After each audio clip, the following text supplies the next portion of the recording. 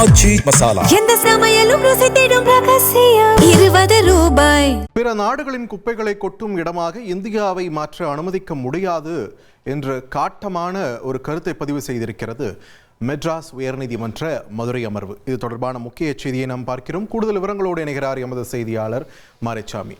மாரிச்சாமி, வணக்கம். எந்த வழக்கில் இந்த ஒரு காட்டத்தை வெளிப்படுத்தி இருக்கு நீதிமன்றம்? இது சம்பந்தமான விரிவான தகவல்களை பதிவு பண்ணுங்க.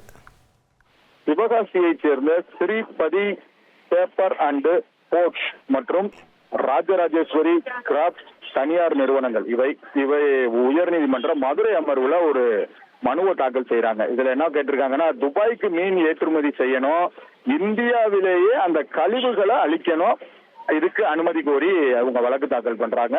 அதுக்கு நீதிபதிகள் ஒரு கடும் எச்சரிக்கையை விடுத்திருக்காங்க. என்னன்னா, ஒரு சட்ட விரோதத்தை மற்றொரு சட்ட விரோதத்தால் சரி செய்ய முடியாது.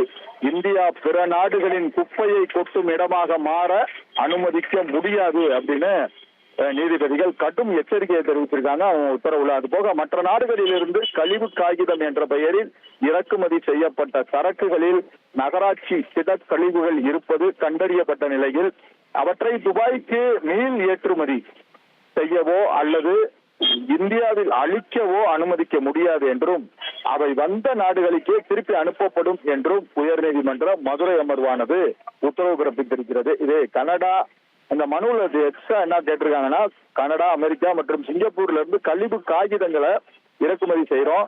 சுங்கத்துறை மற்றும் தமிழ்நாடு மாசு கட்டுப்பாடு வாரிய அதிகாரிகள் நடத்திய ஆய்வுல அந்த சரக்குகள்ல பயன்படுத்தப்பட்ட பிளாஸ்டிக் பாட்டில்கள், கண்ணாடி துண்டுகள், உணவு கழிவுகள் உள்ளிட்ட நகராட்சி திடக்கழிவுகள் இருப்பது கண்டறியப்படுது.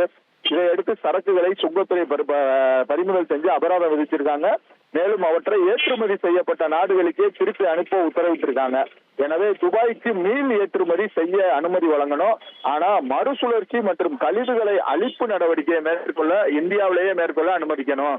அதை மீள் சுழற்சி அந்த கழிவுகள் எல்லாம் இங்கேயே இருக்கட்டும் அப்படின்னு கேட்கிறாங்க. இதுக்கு நீதிபதி பரத சக்கரவர்த்தி முன்னிலையில விசாரணைக்கு அவர் உத்தரவுல ரீ எக்ஸ்போர்ட் என்பது சரக்குகளை வந்த நாட்டிற்கே திருப்பி அனுப்புவதை குறிக்கும். மூன்றாவது நாட்டுக்கு அனுப்புவது சட்டத்திற்கும் பேசல் எனப்படும் சர்வதேச உடன்படிக்கை நோக்கத்திற்கும் முரணானது அப்படின்லாம் அவர் உத்தரவுல கொடுத்துட்டு, மேலும் வளர்ந்த நாடுகள்ல தங்களின் கழிவுகளை வளர்ந்து வரும் நாடுகளில் கொட்டும் நடைமுறை கழிவு காலனித்துவம் என குறிப்பிடுவது இந்தியா பிற நாடுகளின் குப்பைகளை கொட்டும் இடமாக மாற அனுமதிக்க முடியாது அப்படின்னு சொல்லிட்டு இந்த வழக்கை தள்ளுபடி செஞ்சிருக்காங்க.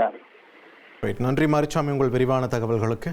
ஆச்சி மசாலா. எந்த சமையலும் ருசி தேடும் ரகசியம். 20 ரூபாய்.